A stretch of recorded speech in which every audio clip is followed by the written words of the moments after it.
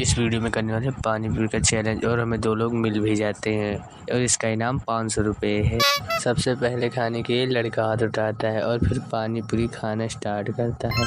यह एक एक करके पानी पूरी खाना शुरू कर देता है और यह 1 मिनट में केवल 12 पानी पूरी खा पाता है। इससे बाद यह लड़की उस लड़के से ज़्यादा पानी पूरी खाने की कोशिश करती है और यह लड़की कुल 13 पानी पूरी खा भी लेती है, जिससे कि यह 500 रुपये जीत जाती है।